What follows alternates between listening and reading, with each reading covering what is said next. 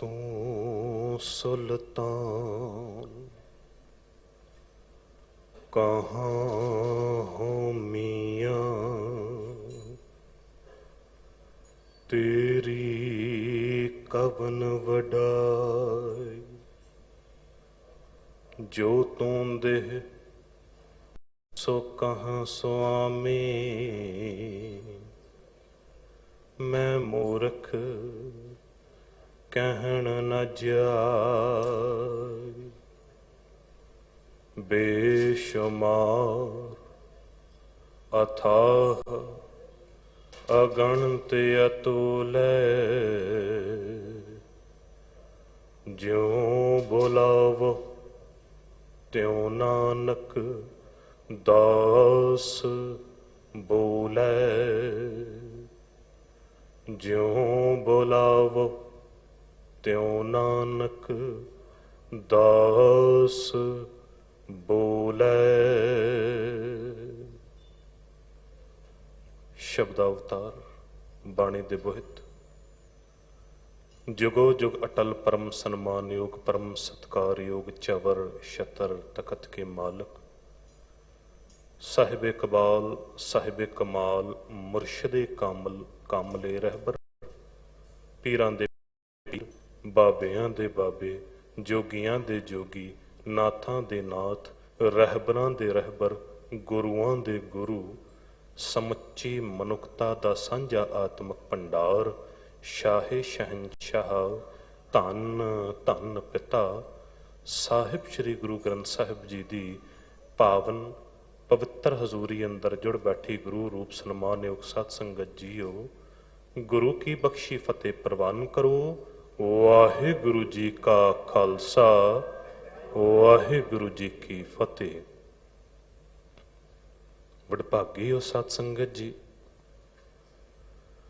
महान सतगुरु बाला प्रीतम साहिब श्री गुरु हरकृष्ण साहिब पातशाह जी दे उस महान अस्थान जिथे अनेकां नूं जीवन दान दिता गया, वो नदरे इनायत होई, रोग दूर किए गए। गुरुद्वारा बंगला साहब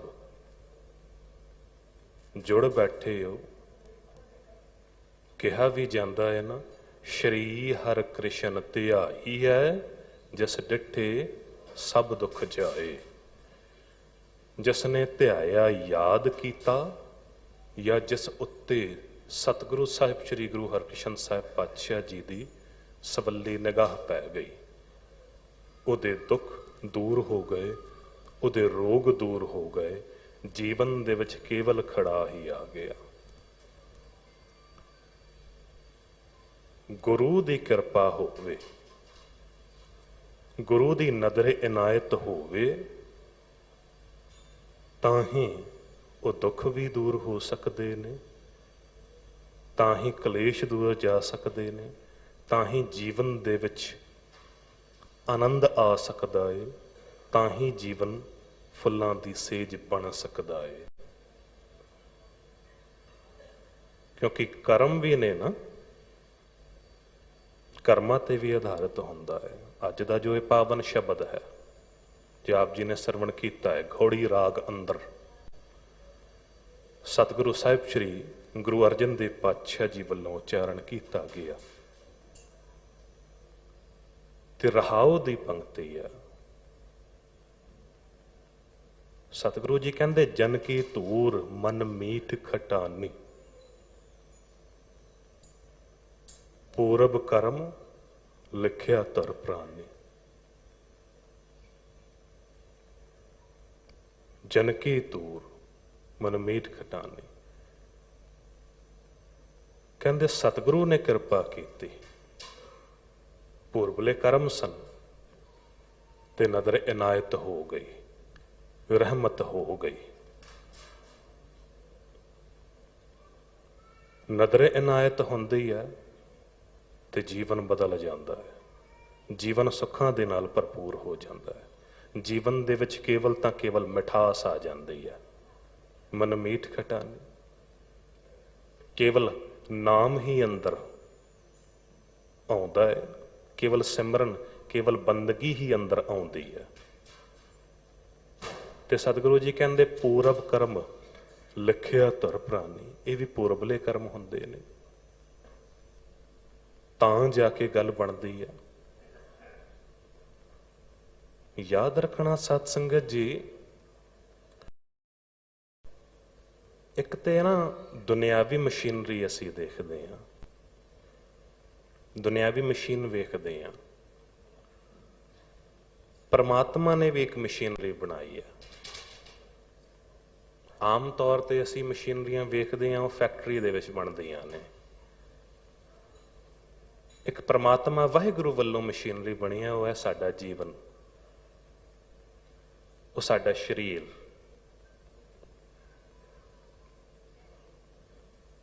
ਜੀਵਨ ਮਿਲ ਜਾਂਦਾ ਹੈ, ਜਨਮ ਮਿਲ ਜਾਂਦਾ ਹੈ, ਪਰ ਜਨਮ ਨੂੰ ਜੀਵਨ ਦੇ ਵਿੱਚ ਕਿਸ ਤਰ੍ਹਾਂ ਬਦਲਣਾ ਹੈ, ਜਨਮ ਨੂੰ ਜੀਣਾ ਕਿਸ ਤਰ੍ਹਾਂ ਹੈ, ਜੀਵਨ ਨੂੰ ਜੀਣਾ ਕਿਸ ਤਰ੍ਹਾਂ ਹੈ, ਇਹ ਵੱਖਰੀ ਗੱਲ ਹੈ। ਕਾਰ ਮਿਲ ਜਾਂਦੀ ਹੈ, ਕਾਰ ਦੇ ਵਿੱਚ ਬੈਠ ਜਾਣਾ ਹੋਰ ਗੱਲ ਹੈ, ਕਾਰ ਨੂੰ ਡਰਾਈਵ ਕਰਨਾ ਇੱਕ ਡਿਫਰੈਂਟ ਗੱਲ ਹੈ। ਮਸ਼ੀਨ ਮਿਲ ਜਾਵੇ, ਮੋਬਾਈਲ ਮਿਲ ਜਾਵੇ, ਮੋਬਾਈਲ ਖਰੀਦ ਲਓਗੇ, ਪਰ ਮੋਬਾਈਲ ਨੂੰ ਚਲਾਉਣਾ ਕਿਸ ਤਰ੍ਹਾਂ ਹੈ, ਕਾਲਿੰਗ ਬਟਨ ਕਿੱਥੇ ਹੈ, ਉਹਨੂੰ ਕੱਟ ਆਫ ਕਿਸ ਤਰ੍ਹਾਂ ਕਰ ਸਕਦੇ ਹਾਂ, ਇਹ ਸਮਝਣਾ ਹੈ, ਇਹ ਵੱਖਰੀ ਗੱਲ ਹੈ। ਤੇ ਇਸੇ ਕਰਕੇ ਇਸੇ ਤਰ੍ਹਾਂ ਹੀ ਕਹਿੰਦੇ ਜ਼ਿੰਦਗੀ ਮਿਲ ਜਾਂਦੀ ਹੈ, ਜਨਮ ਮਿਲ ਜਾਂਦਾ ਹੈ, ਪਰ ਜਨਮ ਨੂੰ ਜੀਵਨ ਵਿੱਚ ਕਿਸ ਤਰ੍ਹਾਂ ਬਦਲ ਲਈਏ। ਬਹੁਤਾਇਤ ਲੋਕ ਨੇ, ਕਹਿ ਦਿੱਤਾ ਗਿਆ ਹੈ ਨਾ, ਕਿਸੇ ਸਿਆਣੇ ਨੇ ਬੜੀ ਕਮਾਲ ਦੀ ਗੱਲ ਕਹੀ, ਕਹਿੰਦੇ there are so many people who convert their birth into the death, but there are very few who convert their birth into the life. ਜਨਮ ਮਿਲ ਜਾਂਦਾ ਹੈ, ਤੇ ਜਨਮ ਕੁਝ ਸਮੇਂ ਤੋਂ ਬਾਅਦ ਉਹ ਮਰਨ ਦੇ ਵਿੱਚ ਵੀ ਬਦਲ ਜਾਂਦਾ ਹੈ, ਪਰ ਜਨਮ ਨੂੰ ਜੀਵਨ ਦੇ ਵਿੱਚ ਕਿਸ ਤਰ੍ਹਾਂ ਬਦਲੀਏ, ਉਹਨੂੰ ਸਮਝਣ ਦੀ ਲੋੜ ਹੈ। What are the do's and don'ts we have to follow?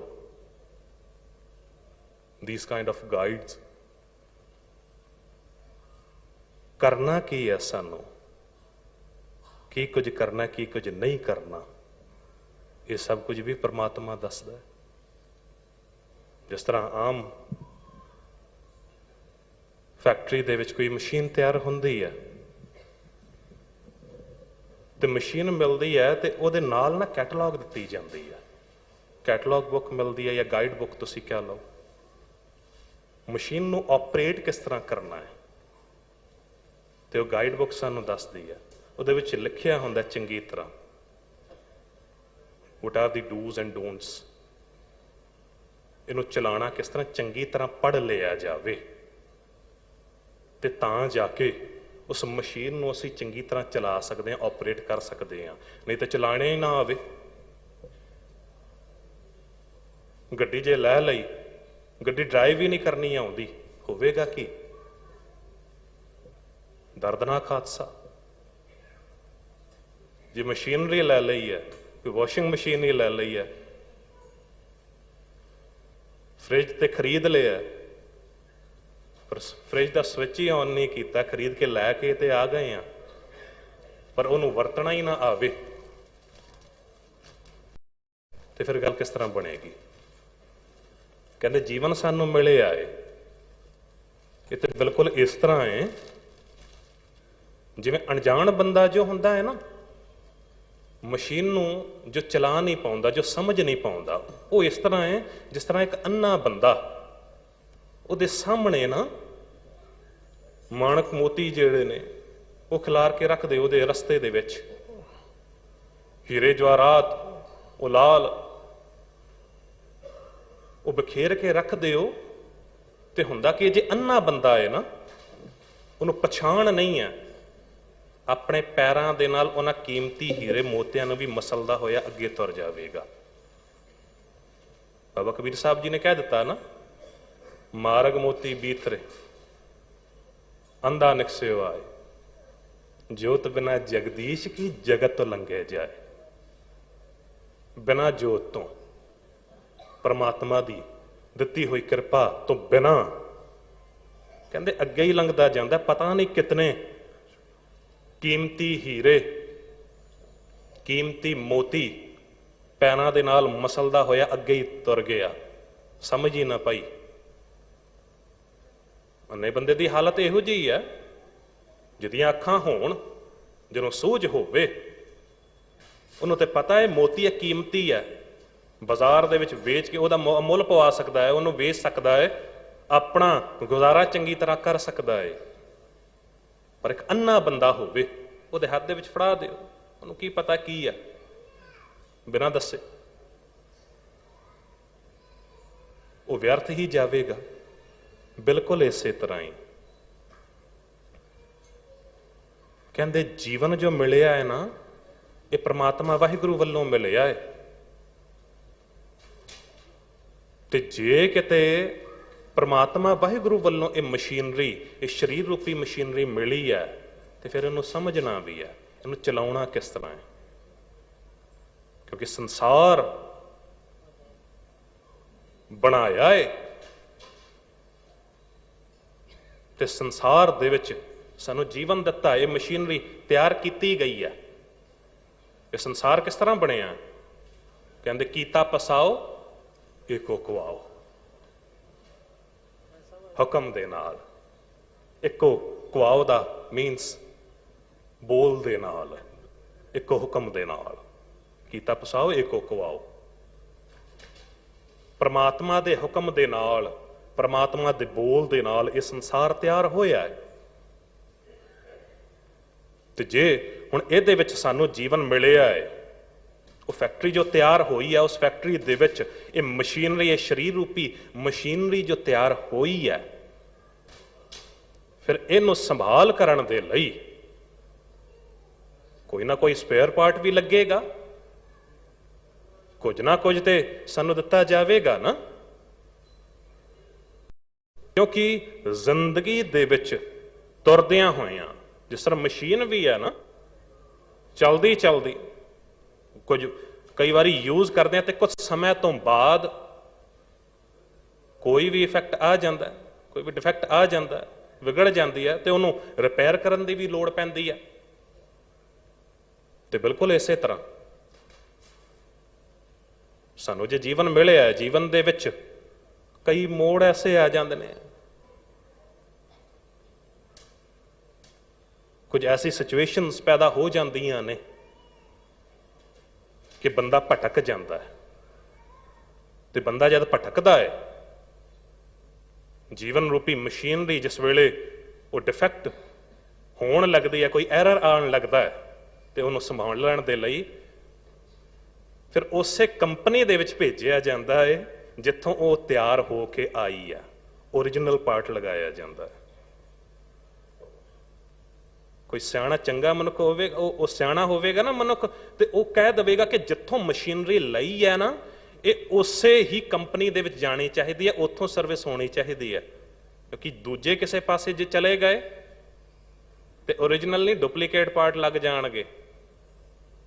ਉਹ ਸੇਮ ਤੇ ਹੁੰਦੇ ਨੇ ਵੇਖਣ ਦੇ ਵਿੱਚ, ਪਰ ਕੁਝ ਸਮੇਂ ਤੋਂ ਬਾਅਦ ਫੇਰ ਪ੍ਰੋਬਲਮ ਕ੍ਰੀਏਟ ਹੋ ਜਾਵੇਗੀ, ਫੇਰ ਮਸ਼ੀਨ ਖਰਾਬ ਹੋ ਜਾਵੇਗੀ। ਤੇ ਬਿਲਕੁਲ ਇਸੇ ਤਰ੍ਹਾਂ ਕਹਿੰਦੇ ਗੁਰੂ ਕੇ ਸਿੱਖਾ, ਜੀਵਨ ਰੂਪੀ ਮਸ਼ੀਨਰੀ ਤੈਨੂੰ ਮਿਲੀ ਹੈ, ਤੇ ਕੋਈ ਔਕੜਬਾਦ ਆ ਗਈ ਹੈ ਨਾ, ਤੇ ਫਿਰ ਹੋਰ ਕਿਤੇ ਡੁਪਲੀਕੇਟ ਕੰਪਨੀ ਦੇ ਵਿੱਚ ਨਾ ਚਲਾ ਜਾ।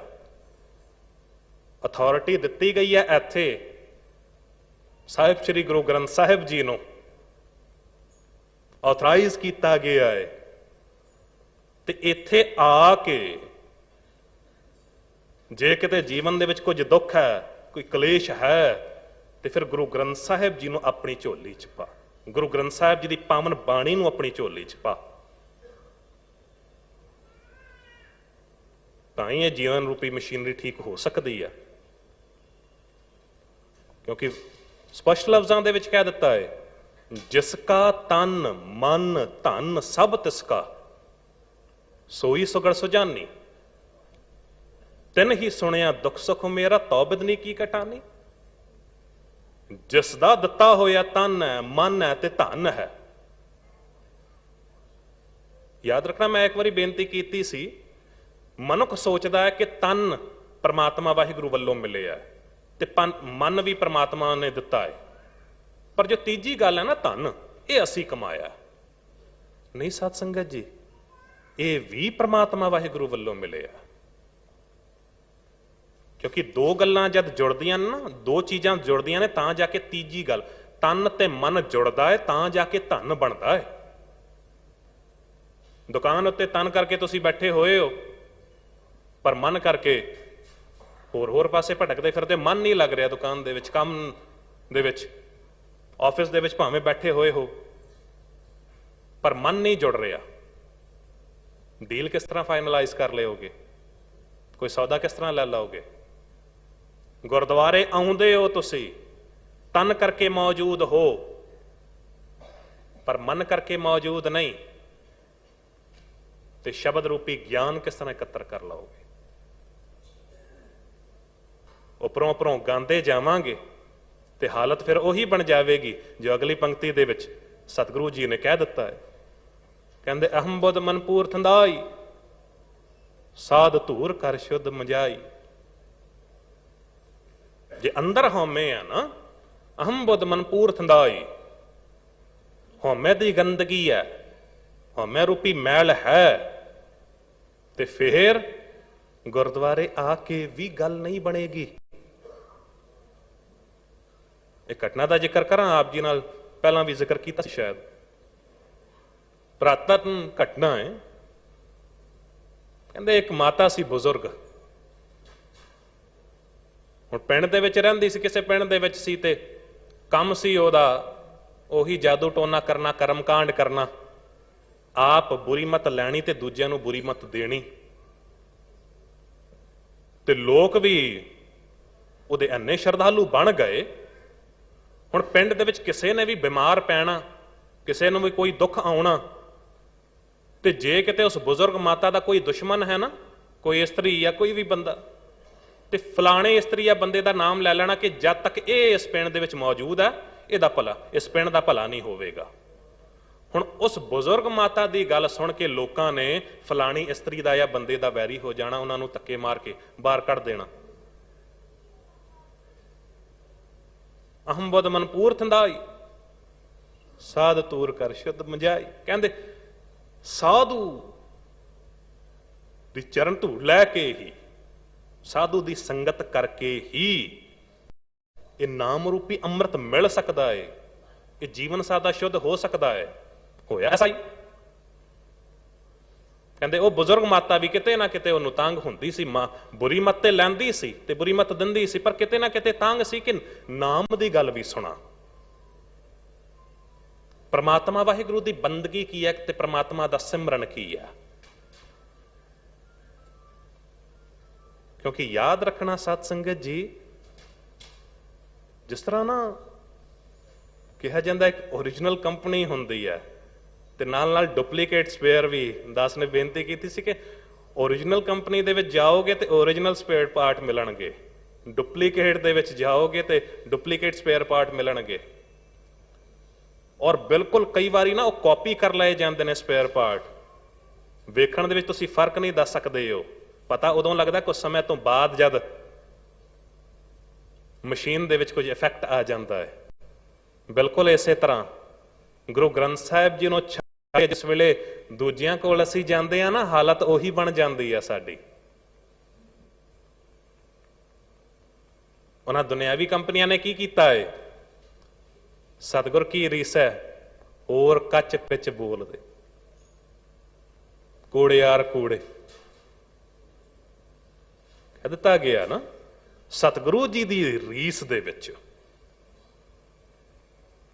नकल इत्थों करनी, पर बाणी नूं होर दा होर बना लेना कुछ, क्योंकि अपने फायदे दे लई। ਇਹੋ ਜਿਹੇ ਲੋਕਾਂ ਕੋਲ ਜੇ ਜਾਵਾਂਗੇ ਤੇ ਹਾਲਤ ਉਹੀ ਬਣ ਜਾਵੇਗੀ। ਔਰ ਉਹੀ ਗੱਲ ਮਾਤਾ ਨੂੰ ਵੀ ਤਾਂਘ ਸੀ ਕਿ ਜੀ ਨਾਮ ਦੀ ਗੱਲ ਸੁਣਾ ਤਾਂ ਕਿ ਆਪਣੇ ਭਗਤ ਹੋਰ ਮੈਂ ਜੋੜ ਸਕਾਂ। ਨਾਮ ਰਸੀਆ ਸਾਧੂ ਉੱਥੋਂ ਗੁਜ਼ਰਦਾ ਹੁੰਦਾ ਸੀ, ਬੰਦਗੀ ਕਰਨ ਵਾਲਾ, ਤੇ ਰਸਤਾ ਰੋਕ ਕੇ ਖਲੋ ਜਾਂਦੀ ਸੀ ਕਿ ਸਾਧੂ ਜੀ ਨਾਮ ਦੀ ਗੱਲ ਸੁਣਾ ਕੇ ਜਾਓ, ਸਾਧੂ ਜੀ ਨਾਮ ਦੀ ਗੱਲ ਸੁਣਾ ਕੇ ਜਾਓ। ਹੁਣ ਉਸ ਸਾਧੂ ਨੂੰ ਵੀ ਪਤਾ ਸੀ ਕੀ ਹੈ ਇਸ ਦਾ ਕੰਮ, ਕੀ ਹੈ ਇਸ ਦਾ ਜੀਵਨ, ਪਰ ਇਹ ਰਸਤਾ ਰੋਕ ਕੇ ਅੱਜ ਖਲੋ ਗਈ, ਜਾਣ ਨਹੀਂ ਦਿੱਤਾ। ਕਹਿੰਦੇ ਸਾਧੂ ਜੀ ਜ਼ਰੂਰ ਅੱਜ ਨਾਮ ਦੀ ਗੱਲ ਸੁਣਾ ਕੇ ਜਾਓ। ਤੇ ਉਹ ਨਾਮ ਰਸੀਆ ਸਾਧੂ ਕਹਿਣ ਲੱਗਾ, ਮਾਤਾ ਮੈਂ ਅੱਜ ਨਹੀਂ ਕੱਲ ਨੂੰ ਜ਼ਰੂਰ ਆਵਾਂਗਾ ਤੇ ਤੈਨੂੰ ਨਾਮ ਦੀ ਗੱਲ ਜ਼ਰੂਰ ਸੁਣਾਵਾਂਗਾ। ਹੁਣ ਸੁਭਾਗਵਾਸ਼ੀ ਕਹਿੰਦੇ ਕੱਲ ਦਾ ਦਿਨ ਜੋ ਹੈ ਬਤੀਤ ਹੋਇਆ, ਉਹ ਦਿਨ ਚੜਿਆ, ਸਾਧੂ ਨੇ ਆਉਣਾ ਸੀ ਨਾਮ ਦੀ ਗੱਲ ਸੁਣਾਉਣ ਲਈ। ਸੁਭਾਗਵਾਸ਼ੀ ਨਾ ਬੜੇ ਪਿਆਰ ਦੇ ਨਾਲ, ਚਾਵਾਂ ਦੇ ਨਾਲ ਇਸ ਬਜ਼ੁਰਗ ਮਾਤਾ ਨੇ ਉਹ ਖੀਰ ਬਣਾਈ ਬੜੇ ਪਿਆਰ ਦੇ ਨਾਲ। ਜਿੱਥੇ ਆਪਣੇ ਬੱਚਿਆਂ ਨੂੰ ਖੀਰ ਛਕਾਈ ਹੈ, ਉੱਥੇ ਸੋਚਿਆ ਕਿ ਨਾਮ ਦੀ ਗੱਲ ਸਾਧੂ ਸੁਣਾਵੇਗਾ, ਉਹਨੂੰ ਭੇਟਾ ਵਜੋਂ ਖੀਰ ਵੀ ਦੇ ਦਿਆਂਗੇ। ਹੁਣ ਉਹ ਆਇਆ ਸਾਧੂ ਤਿਆਰੀ ਦੇ ਨਾਲ, ਜਿਹੜੇ ਬੰਦਗੀ ਕਰਨ ਵਾਲੇ ਹੁੰਦੇ ਨੇ ਨਾ, ਨਾਮ ਦੇ ਨਾਲ ਜੋੜਨ ਵਾਲੇ ਹੁੰਦੇ ਨੇ, ਉਹ ਸਿੱਧੀ ਚੋਟ ਕਈ ਵਾਰੀ ਮਾਰਦੇ ਨੇ, ਉਹਨਾਂ ਦਾ ਤਰੀਕਾ ਹੀ ਵੱਖਰਾ ਹੁੰਦਾ ਹੈ। ਕਹਿੰਦੇ ਜਦ ਖੀਰ ਪਾਉਣ ਲੱਗੀ ਹੈ ਨਾ ਬਜ਼ੁਰਗ ਮਾਤਾ, ਉਸ ਨਾਮ ਰਸੀਦ ਸਾਧੂ ਨੇ ਕਾਸਾ ਅੱਗੇ ਕੀਤਾ, ਲੋਟਾ ਅੱਗੇ ਕੀਤਾ, ਤੇ ਜੋ ਖੀਰ ਲੱਗੀ ਸੀ ਪਾਉਣ, ਉਹ ਬਜ਼ੁਰਗ ਮਾਤਾ ਇੱਕੋਦਮ ਪਿੱਛੇ ਕਰ ਲਈ ਤੇ ਕਹਿ ਦਿੱਤਾ, ਸਾਧੂ ਤੂੰ ਤਾਂ ਦੁਸ਼ਟ ਹੈ, ਤੈਨੂੰ ਪਤਾ ਨਹੀਂ ਇਹ ਕੀ ਸ਼ਰਾਰਤ ਤੂੰ ਕਰ ਰਹੇ ਹੈ। ਮੈਂ ਬੜੇ ਪਿਆਰ ਦੇ ਨਾਲ, ਚਾਵਾਂ ਦੇ ਨਾਲ ਇਹ ਖੀਰ ਬਣਾਈ ਹੈ, ਤੇ ਤੂੰ ਇਹ ਤੇਰਾ ਗੰਦਾ ਲੋਟਾ ਇੱਥੇ ਲੈ ਕੇ ਆ ਗਿਆ, ਇਹਦੇ ਵਿੱਚ ਤੂੰ ਵਿਸ਼ਟਾ ਪਾਈ ਹੋਈ ਹੈ, ਗੰਦਗੀ ਪਾਈ ਹੋਈ ਹੈ। ਉਹ ਸਾਧੂ ਕਹਿਣ ਲੱਗਾ, ਮਾਤਾ ਕੀ ਗੱਲ ਹੈ, ਗੰਦੇ ਲੋਟਿਆਂ ਦੇ ਵਿੱਚ ਖੀਰ ਨਹੀਂ ਪੈਂਦੀ? ਕਹਿਣ ਲੱਗੇ, ਜੀ ਨਹੀਂ, ਬਿਲਕੁਲ ਨਹੀਂ ਪੈਂਦੀ, ਗੰਦੇ ਲੋਟਿਆਂ ਵਿੱਚ ਖੀਰ ਕੀ, ਕੁਝ ਵੀ ਨਹੀਂ ਪੈਂਦਾ। ਉਦੋਂ ਫਿਰ ਸਾਧੂ ਨੇ ਜਵਾਬ ਦਿੱਤਾ, ਕਹਿਣ ਲੱਗੇ, ਮਾਤਾ ਜੇ ਗੰਦੇ ਲੋਟਿਆਂ ਦੇ ਵਿੱਚ ਖੀਰ ਨਹੀਂ ਨਾ ਪੈਂਦੀ ਤੇ ਤੂੰ ਨਾਮ ਦੀ ਗੱਲ ਪੁੱਛੀ ਹੈ, ਗੰਦੇ ਹਿਰਦਿਆਂ ਦੇ ਵਿੱਚ ਨਾਮ ਵੀ ਨਹੀਂ ਪੈਂਦਾ, ਗੰਦੇ ਹਿਰਦਿਆਂ ਦੇ ਵਿੱਚ ਨਾਮ ਵੀ ਨਹੀਂ ਪੈਂਦਾ। ਅਹੰ ਬੁੱਧ ਮਨ ਪੂਰ ਥੰਦਾਈ, ਸਾਧ ਧੂਰ ਕਰ ਸ਼ੁੱਧ ਮੰਝਾਈ। ਕਹਿੰਦੇ ਨਾਮ ਰੂਪੀ ਅੰਮ੍ਰਿਤ ਮਿਲੇਗਾ ਉਦੋਂ ਹੀ ਜਦ ਆਪਣੇ ਮਨ ਨੂੰ ਅਸੀਂ ਸਾਫ਼ ਕਰ ਲਵਾਂਗੇ, ਜਦ ਗੁਰੂ ਤੇ ਵਿਸ਼ਵਾਸ ਰੱਖ ਕੇ ਜੋ ਜੀਵਨ ਸਾਨੂੰ ਮਿਲਿਆ ਏ, ਜੋ ਜ਼ਿੰਦਗੀ ਸਾਨੂੰ ਮਿਲੀ ਹੈ, ਇਹ ਸਰੀਰ ਰੂਪੀ ਮਸ਼ੀਨਰੀ ਜਿੱਥੋਂ ਤਿਆਰ ਹੋਈ ਹੈ, ਉੱਥੇ ਹੀ ਆਉਣਾ ਹੈ, ਉੱਥੇ ਹੀ ਠੀਕ ਕਰਨਾ ਪੈਣਾ ਹੈ। ਉਸ ਆਥੋਰਾਈਜ਼ਡ ਕੰਪਨੀ ਦੇ ਕੋਲ ਲਿਆਉਣਾ ਪੈਣਾ, ਗੁਰੂ ਗ੍ਰੰਥ ਸਾਹਿਬ ਜੀ ਦੇ ਕੋਲ ਲਿਆਉਣਾ ਪੈਣਾ ਹੈ। ਕਿਉਂਕਿ ਇੱਥੇ ਤਾਂ ਕਿਹਾ ਜਾਂਦਾ ਹੈ ਨਾ, ਕਹਿੰਦੇ ਜੇ ਪ੍ਰਮਾਤਮਾ ਨੇ ਸਰੀਰ ਬਣਾਇਆ ਹੈ ਤੇ ਸੰਭਾਲ ਕਿਸ ਤਰ੍ਹਾਂ ਕਰੇਗਾ, ਉਹ ਸਪੇਅਰ ਪਾਰਟ ਕਿਸ ਤਰ੍ਹਾਂ ਲਗਾਵੇਗਾ। ਕਹਿੰਦੇ ਜੈਸੀ ਮੈਂ ਆਵੇ ਖਸਮ ਕੀ ਬਾਣੀ, ਤੈਸੜਾ ਕਰੀ ਗਿਆਨ ਵੇ ਲਾਲੋ। ਮੈਂ ਹੋਰ ਕੋਈ ਡੁਪਲੀਕੇਟ ਪਾਰਟ ਨਹੀਂ ਲਗਾਵਾਂਗਾ, ਜੋ ਪ੍ਰਮਾਤਮਾ ਵਾਹਿਗੁਰੂ ਨੇ ਹੁਕਮ ਕੀਤਾ ਨਾ, ਮੈਂ ਉਹੀ ਕੁਝ ਦੱਸਾਂਗਾ ਤੈਨੂੰ। ਜੀਵਨ ਇੱਥੋਂ ਮਿਲਿਆ ਏ ਤੇ ਮੇਰੀ ਇੱਕ ਜ਼ਿੰਮੇਵਾਰੀ ਹੈ ਕਿ ਤੇਰਾ ਪੂਰੇ ਤਰੀਕੇ ਦੇ ਨਾਲ ਖਿਆਲ ਰੱਖਣਾ ਹੈ। ਜੈਸੇ ਮੈਂ ਆਵੇ ਖਸਮ ਕੀ ਬਾਣੀ, ਤੈਸੜਾ ਕਰੀ ਗਿਆਨ ਵੇ ਲਾ ਲੋ। ਕਹਿ ਦਿੱਤਾ ਗਿਆ ਨਾ, ਹੁਣ ਆਪਾਂ ਬੋਲਣਾ ਜਾਣਦਾ, ਮੈਂ ਕਹਿਆ ਸਭ ਹੁਕਮਾਂ ਉਹ ਜੀਓ। ਗੁਰੂ ਨਾਨਕ ਦੇਵ ਪਾਤਸ਼ਾਹ ਜੀ ਨੇ ਕਹਿ ਦਿੱਤਾ, ਮੈਂ ਆਪ ਨਹੀਂ ਬੋਲ ਰਿਹਾ ਭਾਈ ਲਾਲੋ, ਜੋ ਪ੍ਰਮਾਤਮਾ ਵਾਹਿਗੁਰੂ ਬੁਲਵਾ ਰਿਹਾ ਏ, ਮੈਂ ਉਹੀ ਕੁਝ ਦਰਜ ਕਰ ਰਿਹਾ, ਉਹੀ ਕੁਝ ਬੋਲ ਰਿਹਾ। ਦੁਨੀਆ ਦਾ ਕੋਈ ਐਸਾ ਸਵਾਲ ਨਹੀਂ ਜਿਹਦਾ ਜਵਾਬ ਅਸੀਂ ਨਹੀਂ ਲੈ ਸਕਦੇ ਹਾਂ।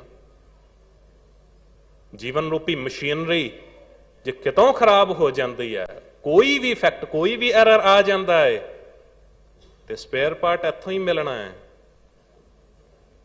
There is no such question in this world for which Guru Granth Sahib ji ਕਹਣਾ ਅਨੁਸਾਰ ਦੁਨੀਆ ਦਾ ਕੋਈ ਐਸਾ ਸਵਾਲ ਨਹੀਂ ਜਿਹਦਾ ਜਵਾਬ ਗੁਰੂ ਗ੍ਰੰਥ ਸਾਹਿਬ ਜੀ ਤੋਂ ਨਹੀਂ ਲੈ ਸਕਦੇ, ਬਸ਼ਰਤੇ ਆਉਣਾ ਪਏਗਾ ਗੁਰੂ ਗ੍ਰੰਥ ਸਾਹਿਬ ਜੀ ਦੇ ਕੋਲ। ਕਿਉਂਕਿ ਯਾਦ ਰੱਖਣਾ, ਜੇ ਗੁਰੂ ਨੂੰ ਛੱਡ ਕੇ ਬਾਹਰ ਗਏ ਤੇ ਹਾਲਤ ਤੇ ਫਿਰ ਉਹੀ ਬਣ ਜਾਵੇਗੀ, ਗੁਰੂ ਤੋਂ ਦੂਰ ਹੁੰਦੇ ਜਾਵਾਂਗੇ, ਮਨ ਦੇ ਵਿੱਚ ਕੇਵਲ ਮੈਲ ਹੀ ਭਰਤੀ ਜਾਵੇਗੀ। ਅਸਲ ਪ੍ਰਮਾਤਮਾ ਦਾ ਜੋ ਘਰ ਹੈ ਉਹ ਹੈ ਸਾਡਾ ਹਿਰਦਾ। ਇਹ ਗੁਰੂ ਨੇ ਹੀ ਦੱਸਿਆ। ਪਰ ਉਸ ਗੁਰੂ ਨੂੰ ਛੱਡ ਕੇ ਜੇ ਕਿਤੇ ਬਾਰ-ਬਾਰ ਭਟਕਦੇ ਫਿਰਦੇ ਰਹੇ ਤੇ ਹਾਲਤ ਕੀ ਬਣ ਜਾਵੇਗੀ? ਜਨਮ ਜਨਮ ਕੀ ਇਸ ਮਨ ਕੋ ਮਲ ਲਾਗੀ, ਕਾਲਾ ਹੁਆ ਸ਼ਾਹ।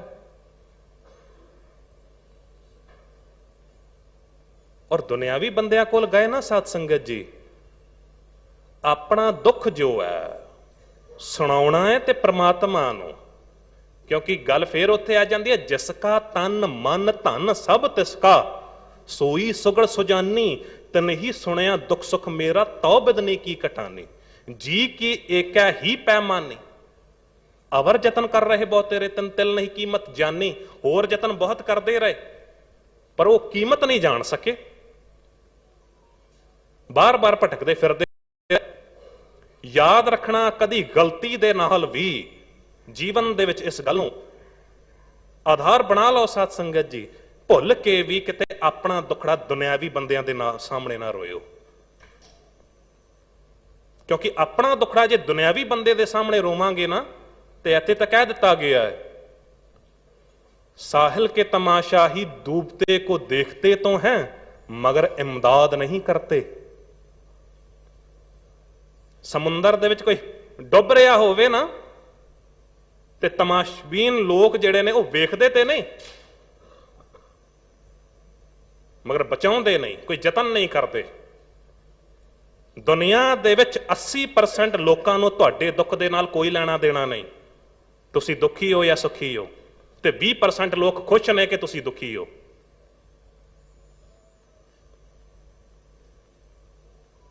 ਜਿਸਕਾ ਤਨ ਮਨ ਧਨ ਸਭ ਤਿਸਕਾ, ਸੋਈ ਸੁਗੜ ਸੁਜਾਨੀ ਤਿਨ ਹੀ ਸੁਣਿਆ ਦੁੱਖ ਸੁਖ ਮੇਰਾ, ਤਉ ਬਿਦਨੀ ਕੀ ਖਟਾਨੀ। ਗੁਰੂ ਨੂੰ ਦੱਸਣਾ ਹੈ, ਕਿਉਂਕਿ ਗੁਰੂ ਨੇ ਜੀਵਨ ਦਿੱਤਾ ਹੈ। ਗੁਰੂ ਕੋਲ ਆ ਕੇ ਹੀ ਸਾਨੂੰ ਸੋਝੀ ਪੈਣੀ ਹੈ।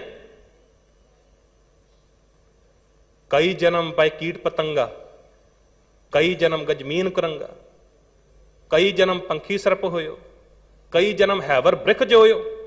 ਪਤਾ ਨਹੀਂ ਕਿਤਨੇ ਜਨਮ ਅਸੀਂ ਲੈ ਲਏ। ਪਰ ਯਾਦ ਰੱਖਣਾ, ਜਿਸਨੇ ਇਸ ਗੱਲ ਨੂੰ ਸਮਝ ਲਿਆ, ਇਹ ਸਰੀਰ ਸਾਡਾ ਜੋ ਹੈ ਨਾ ਬੜਾ ਲਿਮਿਟਡ ਐਡੀਸ਼ਨ ਹੈ। ਇਸ ਤਰ੍ਹਾਂ ਕਿਹਾ ਜਾਂਦਾ ਨਾ, ਕੋਈ ਪ੍ਰੈਸ਼ੀਅਸ ਚੀਜ਼ ਜੋ ਕੀਮਤੀ ਚੀਜ਼ ਜੋ ਬੜੀ ਲਿਮਿਟਡ ਐਡੀਸ਼ਨ ਦੇ ਵਿੱਚ ਬਣਦੀ ਹੁੰਦੀ ਹੈ, ਉਹ ਇੱਕੋ ਵਾਰੀ ਮਿਲਦੀ ਹੈ, ਬੜੀ ਸੰਭਾਲ ਕੇ ਰੱਖਣਾ ਪੈਂਦਾ ਉਹਨੂੰ। ਬਾਬਾ ਕਬੀਰ ਸਾਹਿਬ ਜੀ ਕਹਿੰਦੇ, ਐ ਮਨੁੱਖ ਤੈਨੂੰ ਵੀ ਇਹ ਤੇਰਾ ਜੋ ਜੀਵਨ ਮਿਲਿਆ ਏ ਇਹ ਬੜਾ ਲਿਮਿਟਡ ਹੈ, ਇਹਨੂੰ ਵੀ ਸੰਭਾਲ ਕੇ ਰੱਖਣਾ ਹੈ। ਇਹਨੂੰ ਜੇ ਚਲਾਉਣਾ ਹੈ, ਚੰਗੀ ਤਰ੍ਹਾਂ ਵਰਤੋਂ ਕਰਨੀ ਹੈ, ਤੇ ਫੇਰ ਗੁਰੂ ਕੋਲ ਆਉਣਾ ਪਏਗਾ। ਗੁਰਬਾਣੀ ਦੀ ਅਗਵਾਈ ਹੇਠ ਆਪਣੇ ਜੀਵਨ ਨੂੰ ਬਤੀਤ ਕਰਨਾ ਪਏਗਾ। ਜੀਵਨ ਦੇ ਵਿੱਚ ਕੋਈ ਇਫੈਕਟ ਆ ਜਾਂਦਾ ਏ ਤੇ ਫਿਰ ਇੱਥੋਂ ਹੀ ਸੁਧਰ ਸਕਦਾ ਏ, ਬਾਹਰੋਂ ਨਹੀਂ ਕਿਤੋਂ ਠੀਕ ਹੋ ਸਕਦਾ। ਬਾਹਰ ਜਾਵੇਂਗਾ ਤਾਂ ਕੇਵਲ ਖੁਆਰੀ ਖੁਆਰੀ ਹੋਵੇਗੀ।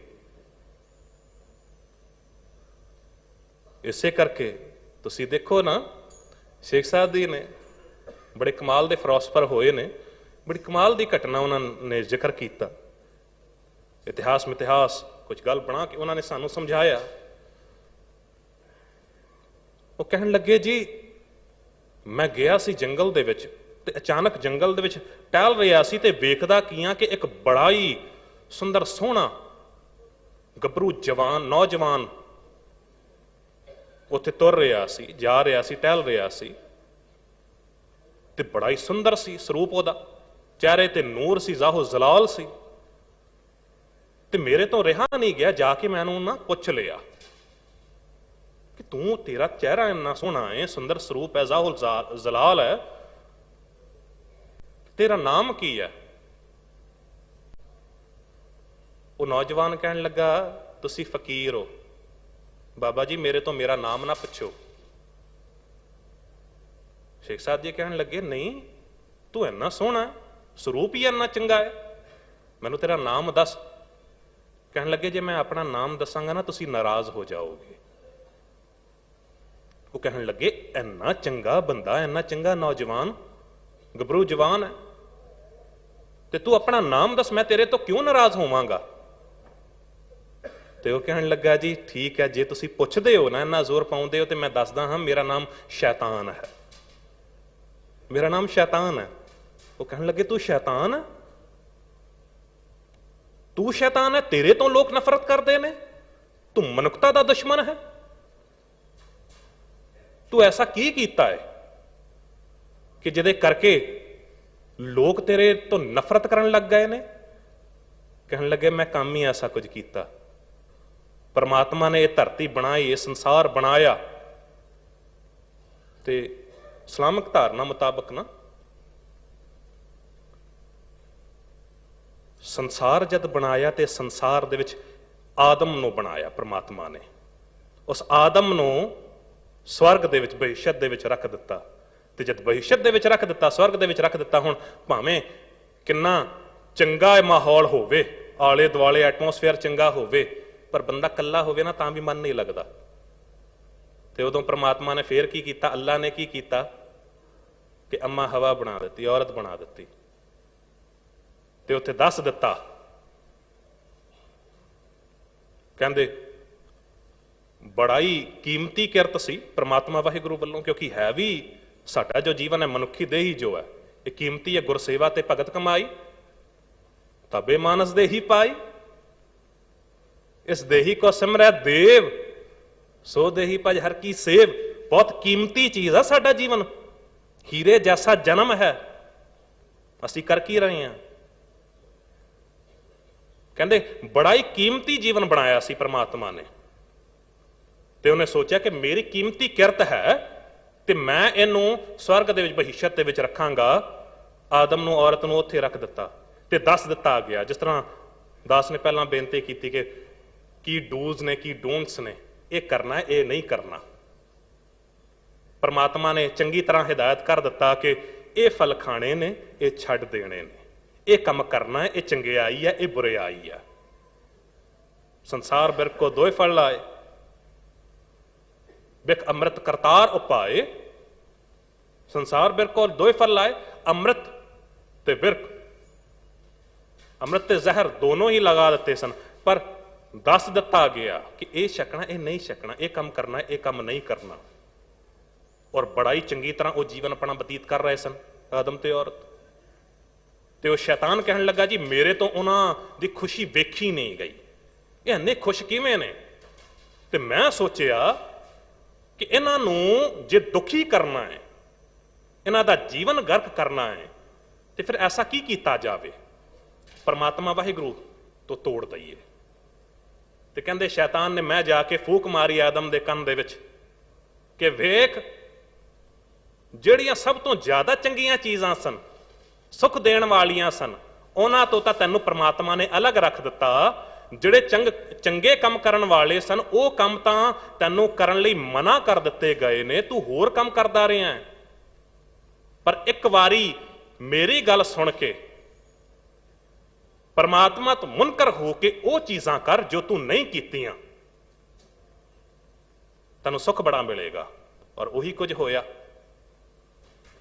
ਕਹਿੰਦੇ ਪਰਮਾਤਮਾ ਤੋਂ ਮੁਨਕਰ ਹੋ ਕੇ ਤੇ ਉਹ ਕੁਝ ਕੀਤਾ ਜੋ ਕੁਝ ਨਹੀਂ ਕਰਨਾ ਚਾਹੀਦਾ ਸੀ, ਤੇ ਪਰਮਾਤਮਾ ਨੇ ਵੀ ਬਹਿਸ਼ਤ ਤੋਂ ਕੱਢ ਕੇ ਤੇ ਫੇਰ ਥੱਲੇ ਸੁੱਟ ਦਿੱਤਾ। ਜੀਵਨ ਦੇ ਵਿੱਚ ਵੀ ਸਾਡੇ ਕੁਝ ਐਸਾ ਹੋ ਰਿਹਾ ਹੈ। ਅਸੀਂ ਜੋ ਕੁਝ ਕਰਨਾ ਹੈ ਨਾ, ਪਰਮਾਤਮਾ ਵਾਹਿਗੁਰੂ ਵੱਲੋਂ ਸਾਨੂੰ ਦੱਸਿਆ ਗਿਆ ਹੈ ਕਿ ਡੂਜ਼ ਕੀ ਨੇ, ਡੋਂਟਸ ਕੀ ਨੇ। ਸਾਨੂੰ ਦੱਸਿਆ ਗਿਆ ਇਹ ਅੰਮ੍ਰਿਤ ਹੈ ਤੇ ਇਹ ਸ਼ਰਾਬ ਜ਼ਹਿਰ ਹੈ। ਪਰ ਬੰਦਾ ਕੀ ਕਰ ਰਿਹਾ ਹੈ? ਅੰਮ੍ਰਿਤ ਨੂੰ ਛੱਡ ਰਿਹਾ ਹੈ ਤੇ ਸ਼ਰਾਬ ਨੂੰ ਗ੍ਰਹਿਣ ਕਰ ਰਿਹਾ ਹੈ। ਗੁਰਦੁਆਰੇ ਆਉਣ ਦੀ ਬਜਾਏ ਜੂਏ ਖਾਨੇ ਤੇ ਵੇਸ਼ਵਾ ਦੇ ਦੁਆਰੇ ਜ਼ਿਆਦਾ ਇਹਦੇ ਲਈ ਚੰਗੇ ਹੋ ਗਏ ਨੇ। ਇਸ ਕਰਕੇ ਹੋਇਆ ਕੀ ਹੈ ਕਿ ਨਾ ਇਹ ਚੰਗਾ ਪਤੀ ਬਣ ਪਾ ਰਿਹਾ ਹੈ, ਨਾ ਚੰਗਾ ਭਰਾ ਬਣ ਪਾ ਰਿਹਾ ਹੈ, ਨਾ ਚੰਗਾ ਪਿਤਾ ਬਣ ਪਾ ਰਿਹਾ ਹੈ। ਤੇ ਇੱਥੇ ਤੱਕ ਬਸ ਨਹੀਂ, ਮੈਂ ਤੇ ਕਹਾਂਗਾ ਚੰਗਾ ਸਿੱਖ ਵੀ ਨਹੀਂ ਬਣ ਪਾ ਰਿਹਾ। ਚੰਗਾ ਪਤੀ ਉਹੀ ਹੈ ਜੋ ਆਪਣੀ ਪਤਨੀ ਦੇ ਪ੍ਰਤੀ ਵਫਾਦਾਰ ਹੋਵੇ। ਪਤਨੀ ਨੂੰ ਵੀ ਇਹ ਪਤਾ ਹੋਵੇ ਕਿ ਮੇਰਾ ਪਤੀ ਜੇ ਬਾਹਰ ਗਿਆ ਹੈ ਤੇ ਮੇਰੇ ਪਤੀ ਵਫਾਦਾਰ ਹੈ, ਉਹਦਾ ਜੀਵਨ ਮੇਰੇ ਲਈ ਸਮਰਪਿਤ ਹੈ। ਤੇ ਚੰਗਾ ਭਰਾ ਨਹੀਂ ਬਣ ਪਾ ਰਿਹਾ, ਜੋ ਭਰਾ ਦੀ ਬਾਂਹ ਫੜ ਕੇ ਉਹ ਤਾਕਤ ਬਣ ਸਕਦੇ ਸੀ, ਚੰਗਾ ਭਰਾ ਨਹੀਂ ਬਣ ਪਾ ਰਿਹਾ, ਨਾ ਪਿਤਾ ਬਣ ਪਾ ਰਿਹਾ। ਕਿਉਂਕਿ ਸੰਸਾਰ ਬਿਰਕੋ ਦੋਏ ਫਲ ਲਾਏ, ਬਿਕ ਅੰਮ੍ਰਿਤ ਕਰਤਾਰ ਪਾਏ। ਦੋਨੋਂ ਚੀਜ਼ਾਂ ਲਾਈਆਂ ਗਈਆਂ ਨੇ, ਪਰ ਸਾਨੂੰ ਸੋਝੀ ਬਖਸ਼ੀ ਹੈ ਕਿ ਚੰਗਿਆਈ ਹੈ ਕਿ ਬੁਰਿਆਈ ਹੈ, ਕਿ ਅੰਮ੍ਰਿਤ ਹੈ ਕਿ ਜ਼ਹਿਰ ਹੈ, ਕਿ ਖੁਸ਼ਬੂ ਹੈ ਤੇ ਕੀ ਬਦਬੂ ਹੈ। ਹੁਣ ਆਪਣੇ ਆਪ ਨੂੰ ਕਹੇ ਸਿੱਖ ਤੇ ਘਰ ਟੇਬਲ ਦੇ ਉੱਤੇ ਗੁਰਬਾਣੀ ਦੇ ਗੁਟਕੇ ਦੀ ਜਗ੍ਹਾ ਸ਼ਰਾਬ ਦੀਆਂ ਬੋਤਲਾਂ ਰੱਖੀਆਂ ਹੋਣ ਤੇ ਕਾਹਦਾ ਸਿੱਖ ਹੋਇਆ। ਸੋ ਇਸ ਕਰਕੇ ਯਾਦ ਰੱਖਣਾ ਸਾਧ ਸੰਗਤ ਜੀ, ਪ੍ਰਮਾਤਮਾ ਨੇ ਸਾਨੂੰ ਜ਼ਿੰਦਗੀ ਦਿੱਤੀ ਹੈ ਤੇ ਪ੍ਰਮਾਤਮਾ ਦੇ ਹੁਕਮ ਅਨੁਸਾਰ ਹੀ ਆਪਣੇ ਜੀਵਨ ਨੂੰ ਜਿਸ ਨੇ ਬਤੀਤ ਕਰ ਲਿਆ, ਗੁਰ ਸੇਵਾ ਤੇ ਭਗਤ ਕਮਾਈ, ਤਬ ਇਹ ਮਾਨਸ ਦੇਹੀ ਪਾਈ। ਇਸ ਦੇਹੀ ਕੋ ਸਿਮਰੈ ਦੇਵ, ਸੋ ਦੇਹੀ ਭਜ ਹਰ ਕੀ ਸੇਵ। ਜੀਵਨ ਬੜਾ ਕੀਮਤੀ ਮਿਲਿਆ ਏ ਤੇ ਇਸ ਨੂੰ ਚਲਾਉਣਾ ਏ। ਗੁਰੂ ਦੇ ਅਨੁਸਾਰ, ਗੁਰੂ ਦੇ ਹੁਕਮ ਅਨੁਸਾਰ। ਕਿਉਂਕਿ ਜੇ ਕਿਤੇ ਹੋਰ ਯਤਨ ਕਰਦੇ ਰਹੇ ਤੇ ਕਹਿ ਦਿੱਤਾ ਗਿਆ, ਅਨਕ ਜਲਾ ਜੇ ਧੋਵੈ ਦੇਹੀ, ਮੈਲ ਨਾ ਉਤਰੈ ਸੁਧ ਨਾ ਤੇਹੀ। ਕਹਿੰਦੇ ਜੇ ਕਿਤੇ ਤੂੰ ਸੋਚੇ ਕਿ ਜੇ ਮੈਂ ਪਾਪ ਕਮਾ ਲਿਆ ਤੇ ਜਾ ਕੇ ਤੀਰਥਾਂ ਤੇ ਜਾ ਕੇ ਇਸ਼ਨਾਨ ਕਰਕੇ ਉਹ ਮੈਲ ਨੂੰ ਧੋ ਲਿਆ, ਕੋਈ ਸਫਾਈ ਪੇਸ਼ ਕਰਦੇ ਆ, ਕਹਿੰਦੇ ਗੱਲ ਨਹੀਂ ਬਣੇਗੀ। ਮੈਲ ਨਾ ਉਤਰੈ ਸੁਧ ਨਾ ਤੇਹੀ। ਇਹ ਗੱਲ ਤਾਂ ਉਦੋਂ ਬਣੇਗੀ ਸਤਿਗੁਰ ਭੇਟ ਉਸ ਦਾ ਕਿਰਪਾਲ। ਹਰ ਸਿਮਰ ਸਿਮਰ ਕਾਟਿਆ ਭਉ ਕਾਲ। ਕਹਿੰਦੇ ਗੁਰੂ ਮਿਲ ਪਵੇ, ਜਿਸ ਨੂੰ ਗੁਰੂ ਮਿਲ ਪਿਆ, ਜਿਸ ਤੇ ਗੁਰੂ ਦੀ ਕਿਰਪਾ ਹੋ ਗਈ, ਗੁਰੂ ਦੀ ਰਹਿਮਤ ਹੋ ਗਈ, ਹਰ ਸਿਮਰ ਸਿਮਰ ਕਾਟਿਆ ਭਉ ਕਾਲ। ਉਹਦਾ ਨਾਮ ਸਿਮਰ ਸਿਮਰ ਕੇ ਦੁੱਖ ਕੱਟ ਜਾਂਦੇ ਨੇ, ਕਲੇਸ਼ ਮਿਟ ਜਾਂਦੇ ਨੇ। ਕਿਉਂਕਿ ਮੁਕਤ ਭੁਗਤ ਜੁਗਤ ਹਰ ਨਾਉ, ਪ੍ਰੇਮ ਭਗਤ ਨਾਨਕ ਗੁਣ ਗਾਉ। ਕਹਿੰਦੇ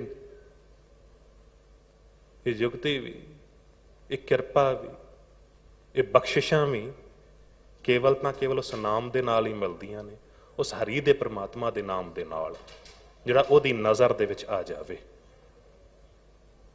ਕਿਉਂ ਚਿੰਤਾ ਕਰਦੇ ਹੋ? ਜੇ ਜੀਵਨ ਰੂਪੀ ਮਸ਼ੀਨਰੀ ਸਾਡੀ ਬਣਾਈ ਹੈ, ਜੇ ਕੋਈ ਇਫੈਕਟ ਆ ਵੀ ਜਾਂਦਾ ਹੈ ਤੇ ਉੱਥੇ ਆ ਕੇ ਅਸੀਂ, ਜੇ ਆਥੋਰਾਈਜ਼ ਕੰਪਨੀ ਹੈ ਜੋ ਗੁਰੂ ਗ੍ਰੰਥ ਸਾਹਿਬ ਜੀ ਮਹਾਰਾਜ ਨੇ, ਉੱਥੇ ਆ ਕੇ ਉਸ ਡਿਫੈਕਟ ਨੂੰ ਦੂਰ ਕੀਤਾ ਜਾ ਸਕਦਾ ਹੈ, ਉਸ ਦੁੱਖ ਨੂੰ ਦੂਰ ਕੀਤਾ ਜਾ ਸਕਦਾ ਹੈ। ਪਰ ਜੇ ਕਿਤੇ ਸੋਚ ਲਓ ਜੀ ਨਹੀਂ, ਹੁਣ ਨਹੀਂ ਜੀ, ਇਸ ਤਰ੍ਹਾਂ ਨਹੀਂ, ਆਪਣੀ ਮੱਤ ਤੇ ਜ਼ਿਆਦਾ ਭਰੋਸਾ ਕਰਾਂ, ਤੇ ਉਹੀ ਲੋਕ ਦੁੱਖ ਦੇ ਵਿੱਚ ਪੈਂਦੇ ਨੇ। ਗੁਰਦੁਆਰਾ ਸੀਸਗੰਜ ਸਾਹਿਬ ਘਟਨਾ ਦਾ ਜ਼ਿਕਰ ਕੀਤਾ ਸੀ, ਬਾਣੀ ਪੜ੍ਹਦਿਆਂ ਹੋਇਆਂ ਵਿਚਾਰ ਆਈ, ਕਹਿ ਦਿੱਤਾ ਗਿਆ ਤੂੰ ਕਾਹੇ ਡੋਲੇ ਪ੍ਰਾਣੀਆਂ, ਤੂੰ ਦਰਾਖੇਗਾ ਸਰਜਣਹਾਰ, ਜਿਨ ਪੈਦਾਇਸ਼ ਤੂੰ ਕੀਆ ਸੋਈ ਦੇ ਆਧਾਰ। ਕਹਿ ਦਿੱਤਾ ਗਿਆ ਨਾ, ਕਹਿੰਦੇ ਜਿਸਕੇ ਸਿਰ ਉੱਪਰ ਤੂੰ ਸੁਆਮੀ, ਸੋ ਦੁੱਖ ਕੈਸਾ ਪਾਵੇ। ਬੋਲ ਨਾ ਜਾਣੈ ਮਾਇਆ ਮਦ ਮਾਤਾ, ਮਰਨਾ ਚੀਤ ਨਾ ਆਵੇ। ਜੇ ਔਕੜ ਬਾਧਾ ਆਉਂਦੀ ਵੀ ਹੈ ਨਾ ਸਤ ਸੰਗਤ ਜੀ, ਪ੍ਰਮਾਤਮਾ ਵਾਹਿਗੁਰੂ ਵੱਲੋਂ ਕੁਝ ਸਮੇਂ ਦੇ ਲਈ ਦੁੱਖ ਦਿੱਤੇ ਜਾਂਦੇ ਨੇ ਤੇ ਉਹਦੀ ਵੈਲਿਊ ਸਮਝਾਈ ਜਾਂਦੀ ਹੈ। ਇਸ ਗੱਲ ਨੂੰ ਇਸ ਤਰ੍ਹਾਂ ਵੀ ਸਮਝ ਲਈਏ,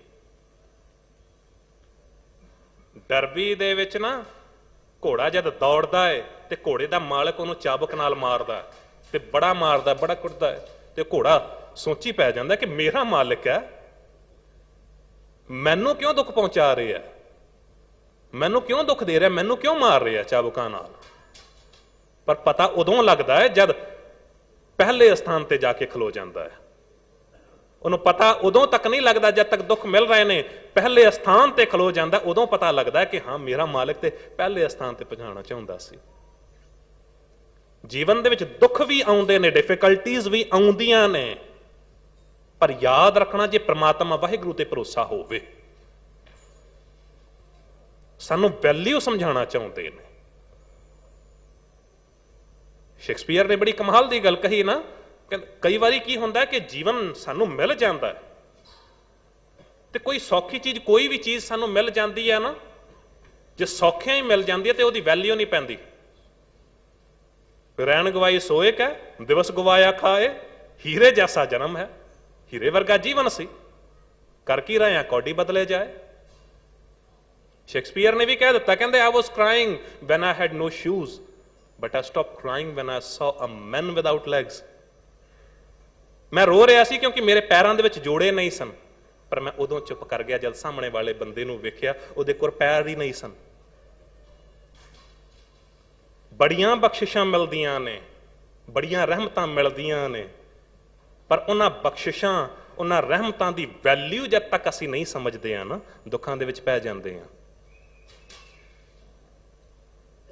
ਪਰ ਜੇ ਸਮਝ ਲਈਏ ਕਿ ਪ੍ਰਮਾਤਮਾ ਵਾਹਿਗੁਰੂ ਸਾਡੇ ਸੀਸ ਤੇ ਉਹਨੇ ਹੱਥ ਧਰਿਆ ਹੋਇਆ ਏ ਤੇ ਸਾਨੂੰ ਕੋਈ ਦੁੱਖ ਨਹੀਂ ਪਹੁੰਚਾਵੇਗਾ। ਐਸਾ ਹੋਇਆ ਨਾ, ਪ੍ਰੈਕਟੀਕਲ ਗੱਲ ਦਾ ਐਗਜ਼ਾਮਪਲ ਲੈ ਕੇ, ਕਈ ਵਾਰੀ ਨਾ ਪ੍ਰੈਕਟੀਕਲ ਗੱਲ ਐਗਜ਼ਾਮਪਲ ਲਈਏ ਤੇ ਤਾਂ ਜਾ ਕੇ ਸੌਖੀ ਢੰਗ ਦੇ ਨਾਲ ਸਮਝ ਆਉਂਦੀ ਆ। ਕੁਝ ਸਾਲ ਪਹਿਲਾਂ ਹੀ ਨਾ ਇੱਕ ਘਟਨਾ ਹੋਈ, ਐਰੋਪਲੇਨ ਦੇ ਵਿੱਚ ਕਹਿੰਦੇ ਪੈਸੇਂਜਰ ਸਫ਼ਰ ਕਰ ਰਹੇ ਸੀ ਤੇ ਜਿਸ ਤਰ੍ਹਾਂ ਟਰਬੂਲੈਂਸ ਆਉਂਦੀ ਆ, ਕਈ ਵਾਰੀ ਪਲੇਨ ਜੋ ਹੈ ਉਹ ਬੜਾ ਹਿਲਦਾ ਹੈ ਤੇ ਉਦੋਂ ਕੈਬਨ ਕਰੂ ਵੱਲੋਂ ਕਹਿ ਦਿੱਤਾ ਜਾਂਦਾ ਹੈ, ਜੀ we can't serve you any more until it's stable. ਅਸੀਂ ਤੁਹਾਨੂੰ ਉਦੋਂ ਤੱਕ ਕੁਝ ਫੂਡ ਨਹੀਂ ਸਰਵ ਕਰ ਸਕਦੇ ਜਾਂ ਪਾਣੀ ਨਹੀਂ ਦੇ ਸਕਦੇ ਜਦ ਤੱਕ ਪਲੇਨ ਜੋ ਹੈ ਉਹ ਠੀਕ ਨਾ ਹੋ ਜਾਵੇ, ਸਟੇਬਲ ਨਾ ਹੋ ਜਾਵੇ।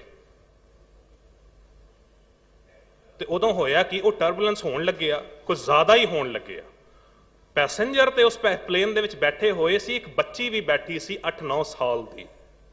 ਤੇ 8-9 ਸਾਲ ਦੀ ਬੱਚੀ ਜੋ ਹੈ ਨਾ, ਬਾਕੀ ਲੋਕ ਬੜੇ ਘਬਰਾਏ ਹੋਏ ਸਨ। ਉਹਨਾਂ ਦੇ ਮਨ ਦੇ ਵਿੱਚ ਸੀ ਅਗਲਾ ਸਮਾਂ ਕਿਹੋ ਜਿਹਾ ਹੋਵੇਗਾ, ਅੱਗੇ ਪਤਾ ਨਹੀਂ ਕੀ ਹੋਵੇਗਾ। ਪਰ ਉਹ ਬੱਚੀ ਬੜੇ ਆਰਾਮ ਦੇ ਨਾਲ ਕਿਤਾਬ ਪੜ੍ਹ ਰਹੀ ਸੀ, ਸਟੋਰੀ ਬੁੱਕ ਪੜ੍ਹ ਰਹੀ ਸੀ। ਉਹਨੂੰ ਕੋਈ ਫਿਕਰ ਨਹੀਂ, ਕੋਈ ਚਿੰਤਾ ਨਹੀਂ। ਲੋਕਾਂ ਦੇ ਵਿੱਚ ਹਾਹਾਕਾਰ ਮਚੀ ਹੋਈ ਸੀ ਔਰ ਨਤੀਜਾ ਇਹ ਨਿਕਲਿਆ ਕਿ ਅਖੀਰ ਟਰਬੂਲੈਂਸ ਜੋ ਹੈ ਇੰਨਾ ਵੱਧ ਗਿਆ, ਉਹ ਪਲੇਨ ਇੰਨਾ ਜ਼ਿਆਦਾ ਹਿਲਣ ਲੱਗਾ ਕਿ ਐਮਰਜੈਂਸੀ ਲੈਂਡਿੰਗ ਕਰਵਾਉਣੀ ਪਈ। ਤੇ ਜਦ ਐਮਰਜੈਂਸੀ ਲੈਂਡਿੰਗ ਹੋਈ ਉਦੋਂ ਫਿਰ ਲੋਕਾਂ ਨੇ ਤਾੜੀਆਂ ਮਾਰੀਆਂ, ਉਦੋਂ ਫਿਰ ਲੋਕ ਖੁਸ਼ ਹੋਏ ਨੇ, ਹੱਸੇ ਨੇ, ਉਦੋਂ ਧੰਨਵਾਦ ਕੀਤਾ ਪ੍ਰਮਾਤਮਾ ਦਾ। ਤੇ ਉਦੋਂ ਜਦ ਜੋ ਉਸ ਬੱਚੀ ਦੇ ਨਾਲ 8-9 ਸਾਲ ਦੀ ਬੱਚੀ ਦੇ ਨਾਲ ਜੋ ਪੈਸੇਂਜਰ ਬੈਠਾ ਹੋਇਆ ਸੀ ਨਾ, ਉਹਦੇ ਮਨ ਦੇ ਵਿੱਚ ਇੱਕ ਕਿਉਰਿਓਸਿਟੀ ਸੀ ਕਿ ਇਸ ਬੱਚੀ ਨੂੰ ਪੁੱਛਿਆ ਜਾਵੇ ਕਿ ਇੰਨਾ ਸਭ ਕੁਝ ਹੋ ਗਿਆ ਪਰ ਇਹ ਬੜੇ ਆਰਾਮ ਦੇ ਨਾਲ, ਕੋਈ ਚਿੰਤਾ ਫਿਕਰ ਨਹੀਂ ਇਹਨੂੰ।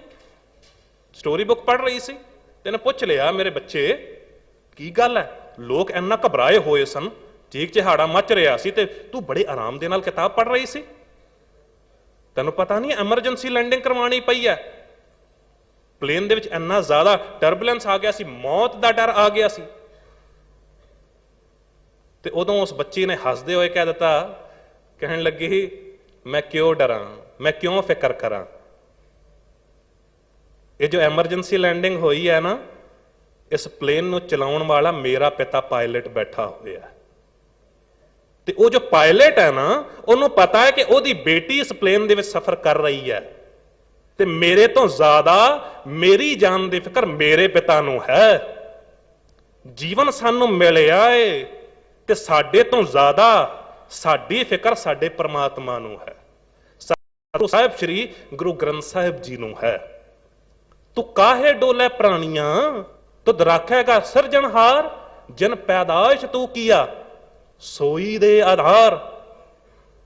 जे सींचन हारै एक है माली खबर करत है पात पत डाली। कहते पत्ते पत्ते दी रखिया वो कर रहा है, तेरी प्रतिपालना क्यों नहीं करेगा, तेरी रखिया क्यों नहीं करेगा। तो केवल जन जियो दिया सूरज कंबरावे। सब कर भीतर हाथ चलावे, कर बंदगी छाड़ मैं मेरा हिरदय नाम समार सवेरा। कहते तू वेले दे नाल नाम जप, परमात्मा दी बाणी दे नाल जुड़ जा, क्योंकि यही तेरा कर्म है। मुकत भुगत जुगत हरना, ये नाम मिलेगा, ये कृपा होवेगी, ये प्रेम जद पै जाएगा, प्रेम भगत नानक गुण गाओ। जिन्हां ने वो प्रेम नूं हासिल कर लिया, प्रेम दे भगती नूं हासिल कर लिया, दे गुणां नूं वो गाउंदे। पर ये समझ तां ही पवेगी जद ਅਸੀਂ ਮਨ ਗੁਰੂ ਨੂੰ ਅਸੀਂ ਆਪਣਾ ਅਰਪਣ ਕਰ ਦਿਆਂਗੇ, ਆਪਣਾ ਆਪਾ ਅਣਪਣ ਕਰ ਦਿਆਂਗੇ, ਗੁਰੂ ਤੇ ਭਰੋਸਾ ਰੱਖਾਂਗੇ। ਜਿੱਥੋਂ ਇਹ ਜੀਵਨ ਰੂਪੀ ਮਸ਼ੀਨਰੀ ਸਾਨੂੰ ਮਿਲੀ ਆ,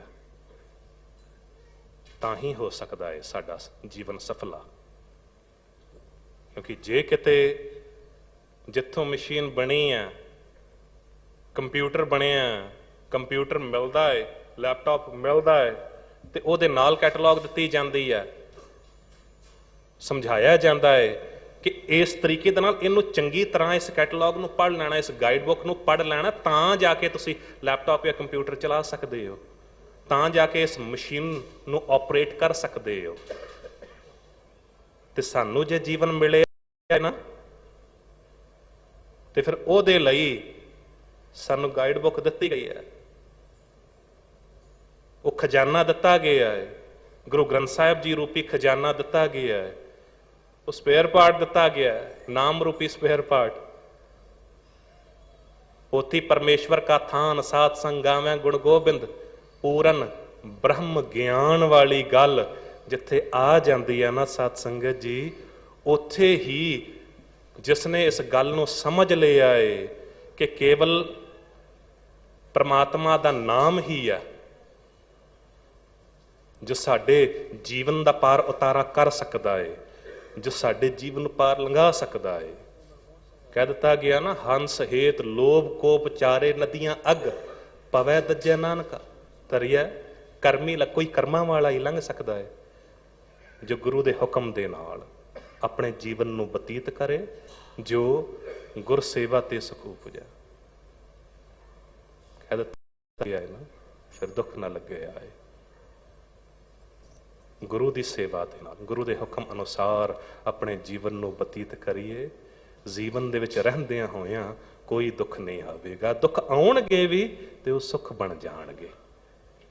ਜੇ ਕੋਈ ਬੇਇੱਜ਼ਤ ਵੀ ਕਰਨਾ ਚਾਹੇਗਾ ਨਾ, ਤੇ ਉਹ ਬੇਇੱਜ਼ਤੀ ਵੀ ਇੱਜ਼ਤ ਬਣ ਜਾਵੇਗੀ, ਕਿਉਂਕਿ ਜਿਸ ਪਤ ਰੱਖਿਆ ਸੱਚਾ ਸਾਹਿਬ ਨਾਨਕ ਮੇਟ ਨਾ ਸਕੈ ਕੋਈ। ਦੁਨੀਆ ਦੀ ਦਿੱਤੀ ਇੱਜ਼ਤ ਕੋਈ ਇੱਜ਼ਤ ਨਹੀਂ, ਦੁਨੀਆ ਦੀ ਦਿੱਤੀ ਬੇਇੱਜ਼ਤੀ ਨੂੰ ਵੀ ਬੇਇੱਜ਼ਤੀ ਨਹੀਂ ਸਮਝਣਾ ਚਾਹੀਦਾ, ਕਿਉਂਕਿ ਪ੍ਰਮਾਤਮਾ ਵਾਹਿਗੁਰੂ ਦੇ ਹੱਥ ਹੈ। ਜੇ ਕਿਤੇ ਸੰਸਾਰ ਇੱਜ਼ਤ ਰੱਖਣ ਤੇ ਆਵੇ, ਪ੍ਰਮਾਤਮਾ ਨਜ਼ਰ ਫੇਰ ਲਵੇ ਤੇ ਇੱਜ਼ਤ ਨਹੀਂ ਰਵੇਗੀ। ਜੇ ਸੰਸਾਰ ਇੱਜ਼ਤ ਖੋਣ ਤੇ ਆ ਜਾਵੇ, ਪ੍ਰਮਾਤਮਾ ਤੁਹਾਡੇ ਵੱਲ ਹੈ ਨਾ, ਤੇ ਇੱਜ਼ਤ ਤਾਂ ਵੀ ਰਵੇਗੀ। ਜਾਕੋ ਮੁਸ਼ਕਲ ਅਤ ਬਣੈ ਢੋਈ ਕੋਈ ਨਾ ਦੇ, ਲਾਗੂ ਹੋਏ ਦੁਸ਼ਮਨ ਸ਼ਾਕ ਵੀ ਭੱਜ ਖਲੇ। ਸਭੋ ਭੱਜੈ ਆਸਰਾ ਚੁੱਕਿਆ ਸਭ ਅਸਰਾਓ, ਚਿਤ ਆਵੇ ਉਸ ਪਾਰ ਬ੍ਰਹਮ ਲਗੈ ਨਾ ਤਾਤੀ ਵਾਓ। ਚਿਤ ਆਵੇ ਉਸ ਪਾਰ ਬ੍ਰਹਮ ਲਗੈ ਨਾ ਤਾਤੀ ਵਾਓ। ਜੇ ਪਰਮਾਤਮਾ ਵੱਲ ਹੈ ਨਾ, ਵਾਹਿਗੁਰੂ ਵੱਲ ਹੈ, ਤੁਹਾਡੇ ਨਾਲ ਹੈ, ਤੇ ਫਿਰ ਸਾਰੀ ਦੁਨੀਆ ਤੁਹਾਡੇ ਕਦਮਾਂ ਤੇ ਝੁਕਣ ਨੂੰ ਵੀ ਤਿਆਰ ਹੋ ਜਾਂਦੀ ਹੈ। ਸੋ ਇਹ ਸੀ ਅੱਜ ਦੇ ਪਾਵਨ ਸ਼ਬਦ ਦੀ ਵਿਚਾਰ। ਧੰਨਵਾਦੀ ਹਾਂ ਗੁਰੂ ਘਰ ਦੇ ਸੇਵਾਦਾਰਾਂ ਦਾ, ਪ੍ਰਬੰਧਕ ਸੱਜਣਾਂ ਦਾ। ਇਹਨਾਂ ਦੇ ਸਹਿਯੋਗ ਦੇ ਨਾਲ ਹੀ ਇੱਕ ਆਪ ਸਾਧ ਸੰਗਤ ਦੇ ਰੂਬਰੂ ਹੋ ਕੇ ਕਥਾ ਦੀਆਂ ਸੇਵਾਵਾਂ ਨਿਭਾਉਣ ਦਾ ਮੌਕਾ ਮਿਲਦਾ ਏ। ਕਥਾ ਕਰਦਿਆਂ ਹੋਇਆਂ ਮਨਮਤ ਅਨੁਸਾਰ ਜੇ ਕੁਝ ਬੋਲ ਗਿਆ ਹੋਵਾਂ ਕਿ ਮੈਂ ਤਾਂ ਜਾਚਕ ਹਾਂ, ਗੁਰਮਤ ਅਨੁਸਾਰ ਜੇ ਆਪ ਸਾਰਿਆਂ ਨੇ ਕੁਝ ਸਰਵਣ ਕੀਤਾ ਹੋਵੇ, ਜ਼ਿੰਦਗੀ ਦੇ ਵਿੱਚ ਧਾਰਨ ਕਰਨ ਦਾ ਯਤਨ ਜ਼ਰੂਰ ਕਰਨਾ। गुरु की बख्शी फतेह प्रवान करो। वाहिगुरु जी का खालसा, वाहिगुरु जी की फतेह।